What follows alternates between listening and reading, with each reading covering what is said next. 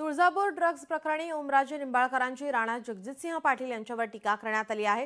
Drugs हा विषय राजकीय नसून सर्वच पक्षांनी सामाजिक दृष्टीने विचार केला पाहिजे। ड्रग्ज हा विषय अख्खी पिढी बर्बाद करणारा असल्याचं ओमराजे निंबाळकर यांनी म्हटलं आहे। खासदार ओमराजे निंबाळकर यांच्याशी संवाद साधलाय आमचे लोकशाहीचे प्रतिनिधी काकासाहेब कांबळे यांनी। तुळजापूर नगरपालिका निवडणुकीत भारतीय जनता पार्टीनं ड्रग्ज मध्ये जामिनावर बाहेर असलेल्या आरोपीला उमेदवारी दिली आणि आता तुळजापूरमध्ये त्या राजकीय चर्चेला सुरुवात झाली।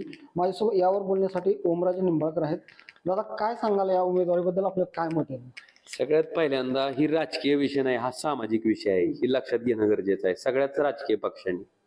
कारण ड्रग्ज सारखं विष जे आहे ते अख्खी पिढी बर्बाद करणार आहे आणि ज्यांच्या कृपा आशीर्वादानं हे सगळं प्रकरण सुरू होतं, ज्यांच्या माध्यमातून हे सुरू होतं, मला वाटतंय अशाच व्यक्तीला जे आता जामिनावर बाहेर आहेत त्याला जर तुम्ही तुळजापूर नगराध्यक्ष पदाच्या थेट निवडणुकीमध्ये जर तुमच्या पक्षाचे अधिकृत उमेदवार म्हणून त्या ठिकाणी पाठवत असाल तर आता तुळजापूरची बदनामी होत नाही का? तुळजापूर शहरातील नागरिकांना माझी विनंती आहे की आम्ही तुम्हाला सक्षम पर्याय त्या ठिकाणी अमर भैया मगर यांच्या माध्यमातून दिलेला आहे।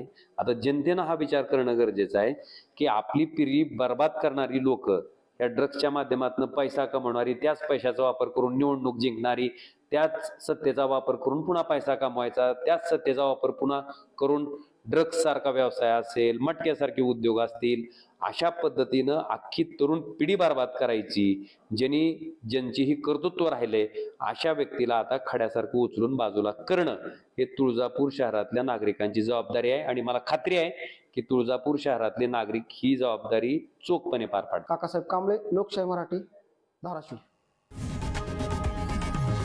लोकशाही मराठी ऐका, पहा, जागरूक रहा।